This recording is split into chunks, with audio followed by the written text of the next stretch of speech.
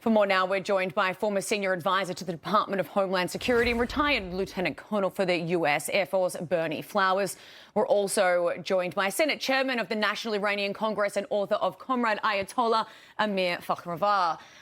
Thank you, gentlemen, both for joining us. Berney, I'm going to begin with you. The president said the U.S. has, quote, beaten and completely decimated Iran, but he also added this. Listen. Our armed forces have been extraordinary. There's never been anything like it militarily. Everyone is talking about it, and tonight I'm pleased to say that these core strategic objectives are nearing completion.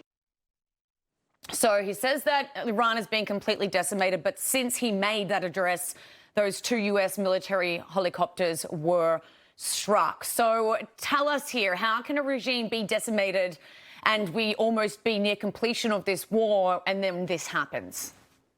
Sarah and Bill, it's good to see you.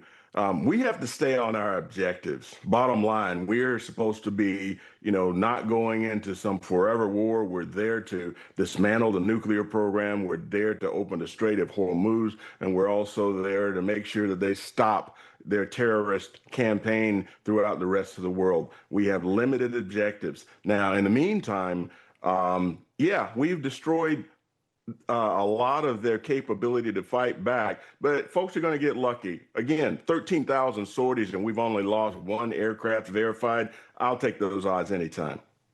Amir, the regime is offering a reward to anyone that hands over the pilot, they call him the pilot, the navigator of the F-15. What would the regime do if they get a hold of this guy, and how should Trump and the Pentagon handle the situation?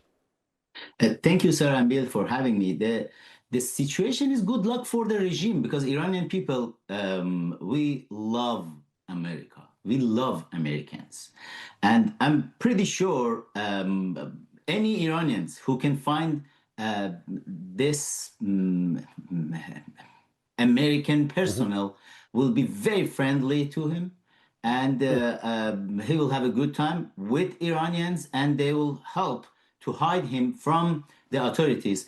Iran is under occupation by the small group of fanatic mullahs, which, if everybody are surprised right now, why still they are there, still they are shooting, it's Russia and China.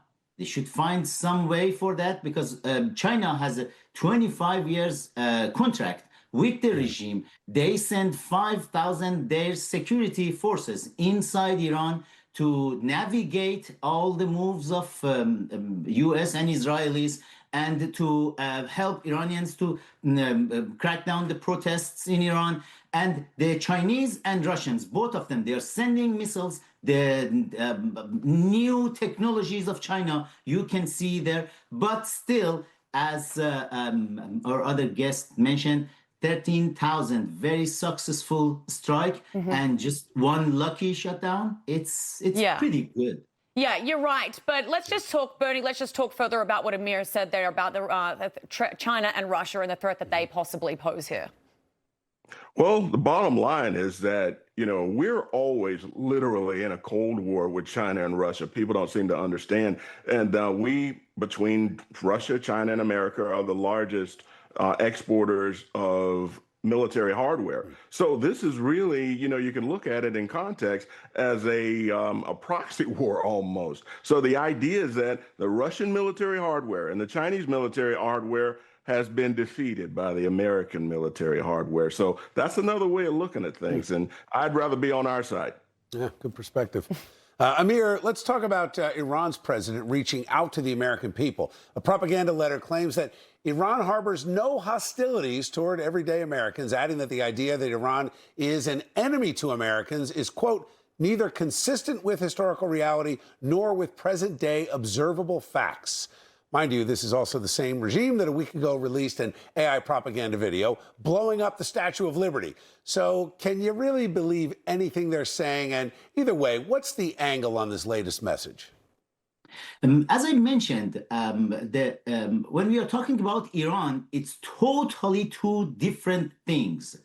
It's 99% of the country who are against this regime, the people of Iran, who really love America, who have respect for America, who love Israel, and it's 1%, less than 1%, who occupied Iran. It's a small group of fanatic mullahs and their minions who are running Iran with the help of Russia and China. Yeah, the leftover regime, because it doesn't, it's not any regime there anymore. The leftover regimes, whenever they need, they are coming to the side of the people and saying, oh, we don't have any problem with America. Yeah, we the people, we don't have any problem with America. But these regime for last 47 years, they chanted death to America.